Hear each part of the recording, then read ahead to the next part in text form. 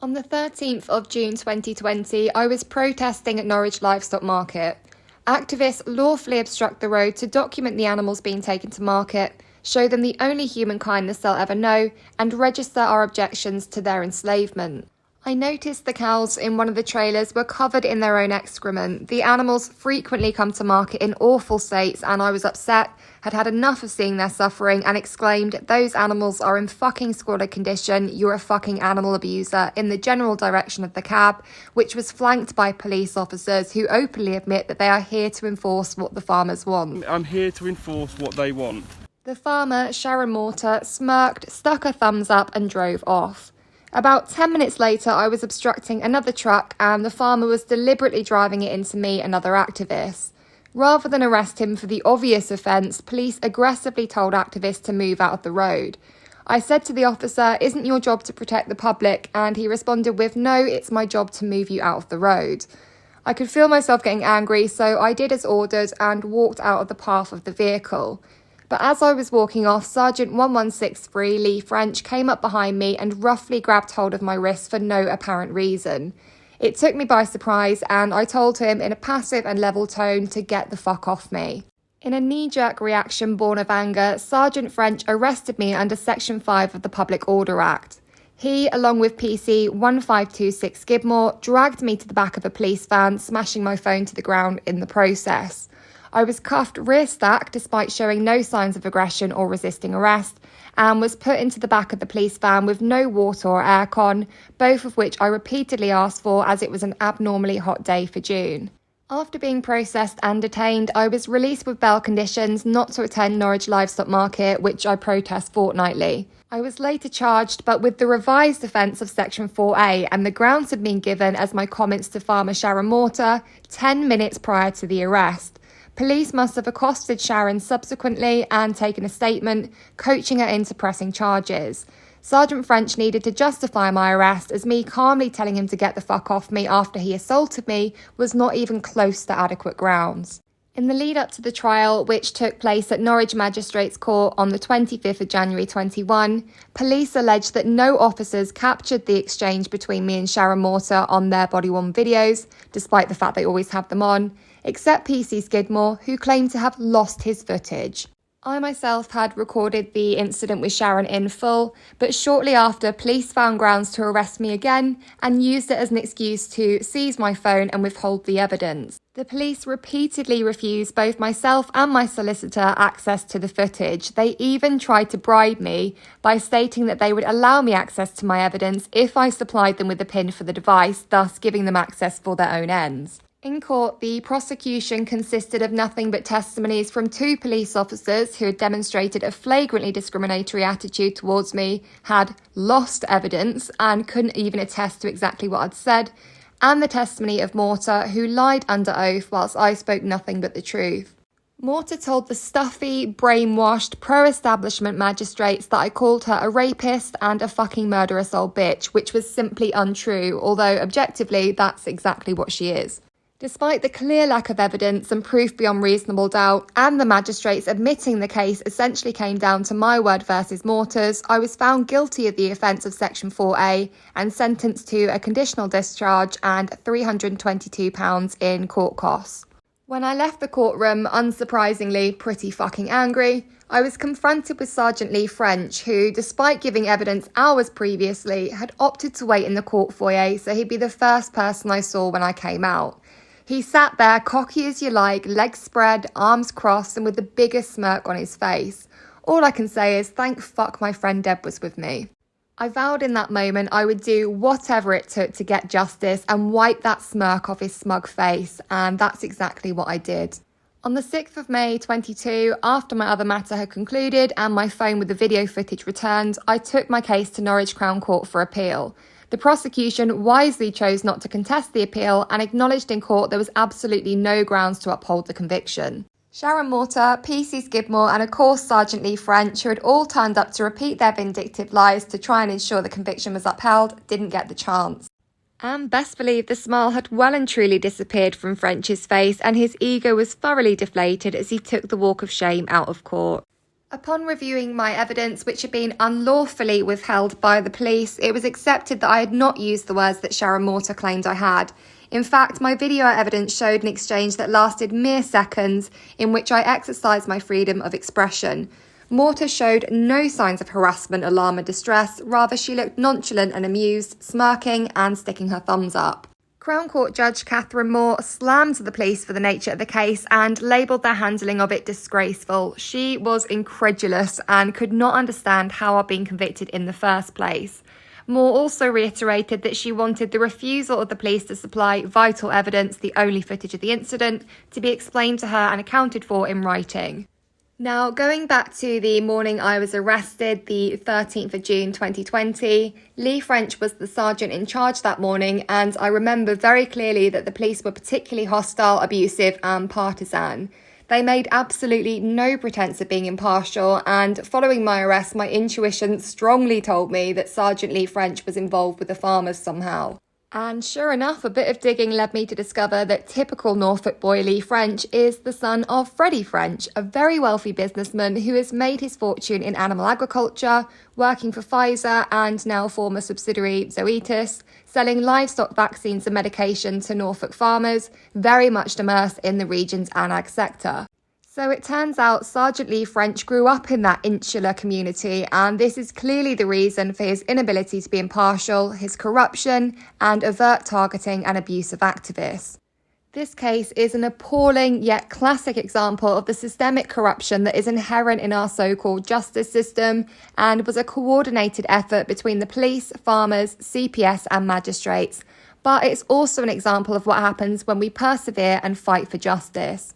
The police and farmers have been proven as the nasty, unscrupulous liars and abusers that they are, and I've since been awarded thousands of pounds in compensation and got the pleasure of confronting and thanking Sharon for the payout, which was incredibly satisfying, and I'll post the video in the description. This case is just one example of the relentless persecution I faced at the hands of Norfolk Constabulary over the last few years. It's been a barrage of malicious charges and prosecutions, harassment, assault, battery, lies, and I don't know how I'd have managed the last few years without my animal liberation family and the incredible solicitor who has provided nothing but a first-class service, is meticulous, insanely organised and goes above and beyond to ensure true justice. So to those people, I am truly grateful. We're peacefully assembling.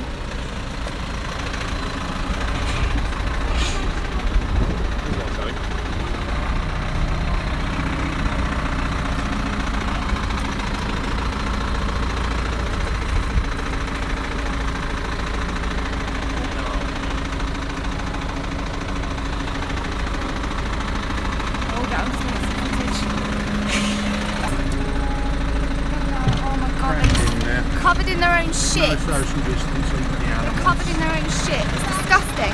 They're in fucking squalid conditions. You're disgusting. Listen, you're a fucking animal abuser. One more time and I will lock you up for public order offence. Do you understand? Public order? I'm allowed to assemble in the road. No, you're swearing in public. Swearing in public. I've told you once. Next time you will be arrested. You did not tell me off. You did not tell me I can't swear. Next time I arrest you, if you're swearing, you will get locked up. Do you understand? For swearing, so we're not allowed to hug or swear. What sort of censorship is that?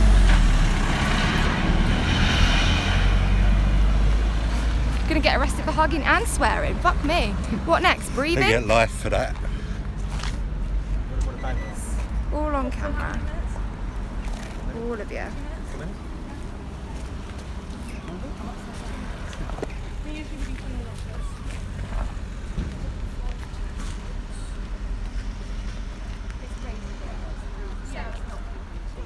Fucking mugs. Yeah, let's move up further up this way. Get the fuck. Right, you're getting this on camera. You're arresting me for what? Under what power? You have been told not to swear. And the second time you've sworn. Okay. Public order offence. Not a word. Not one word. So you know what's on the arrested? Just for Take that. Take my property. But it is mine. We'll have to work that one out later. Take that. That's fine. Not a word. Alright. That's mine as well.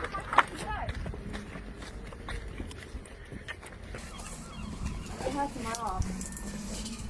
Right, just like that. Love you, Jen. We're all proud of you. Not a word. Put yourself in there. Mind your head as you get in there. Thank you. Should you be arresting everyone who's swearing in a busy public place then? Is it one rule for one rule for another? Is it just because of what we're doing that you're arresting her for that? Someone try and get in that one. You're covering your faces as well. Due to the coronavirus legislation, that's why we're wearing face coverings, as are some of you. Not illegal. Do you social distance as well? So which station is she going to be taken to? Which station? We don't need to inform you of that. Well, we need to know because we need to call her a lawyer, so we do need to know. She's entitled to a solicitor when she gets Yeah, in. but she doesn't have the number. She doesn't have the number. Solicitors, and we have specific She doesn't people want in the team to pick the duty solicitor. She wants a professional solicitor. Which solicitor she'd like. She doesn't know that. No, she's an adult. Why So- don't you tell us where you're taking her friend? It's not right for us to discuss someone else's case. All right, ask her if she gives permission for us to know. Ask her permission. No. Do you give permission for us to know where you're going? Yes, she does. She wants us to know where she's going. So you have a duty of care to let us know so that we can call a solicitor for her. So can you tell us what police station you're taking to her, please? Well, as soon as before you leave, we need to know where she's going. Okay? Sorry. We will, yeah, we will. You can't just take her away without informing somebody of where she's going. If you can get one arm above the other, they'll be more comfortable.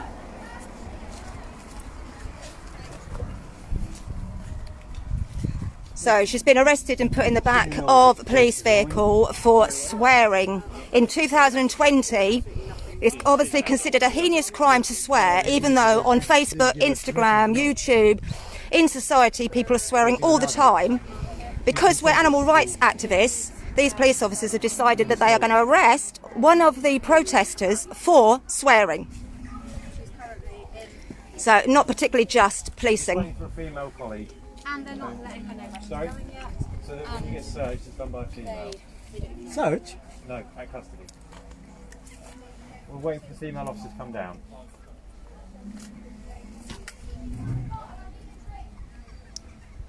She's going to be very hot in the back there. Can you not at least open the back so she can get some air through? She's in a cage, she can't get out. At least she can get some air.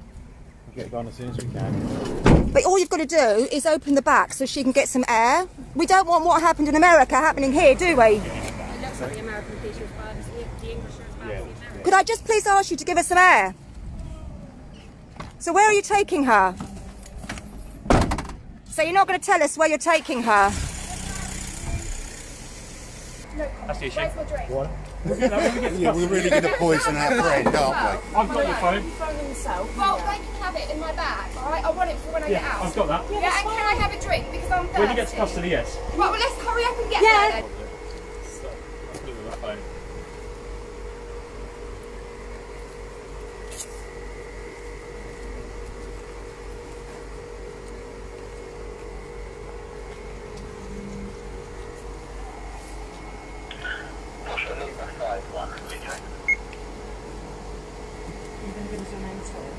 You're right with everything being posted?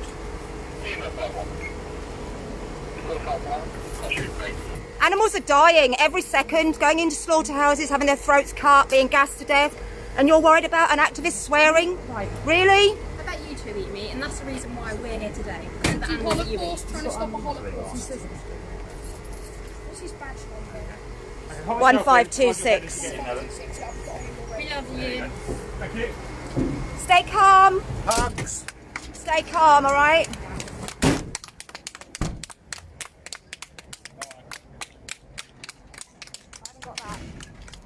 So can you tell us where she's going now, please? She'll be able to have one phone call when she gets out. Yeah, but she doesn't have our numbers, so she can't contact us, and she doesn't have a solicitor number. So you're refusing to give us the location of where she's going? Bobby's. She'll be going to Wyndham. That's like the only place where they have detaining cells anymore. The one near, was it? But it's the fact that they're refusing to tell us, even though she's given permission for us to know. Yeah, we've got their badge numbers so we can report them. the ROPC. They could be Absolutely outrageous that they've just taken an activist away without giving anybody the location of where she's been taken to so that we can call a solicitor for her. There is absolutely no point in having a duty solicitor because they will not advise her well. They are not expert in protests. We need a proper, recognised animal activist protest solicitor, and they're refusing to tell us where she's going. They've refused to give her a drink, and they've arrested her for swearing. It's a very passionate thing that we're discussing here. We're protesting about. Animals are dying every single second of every single day. The most horrendous deaths. There are protests going on in London as we speak with people being passionate, and they've not been arrested for swearing, and they're chanting and swearing. It's one rule for one and one rule for another, and it seems to me that animal activists, we are treated completely differently. We are discriminated against because of our beliefs. And it needs more people to rise up. We need numbers like there are in London. We need every single vegan to become an activist, because without numbers we're going to get nowhere. It doesn't make any difference whether you agree with what we're doing at home. Unless society can see how much we object to this, they're never going to change. And activists will keep getting arrested for ridiculous things.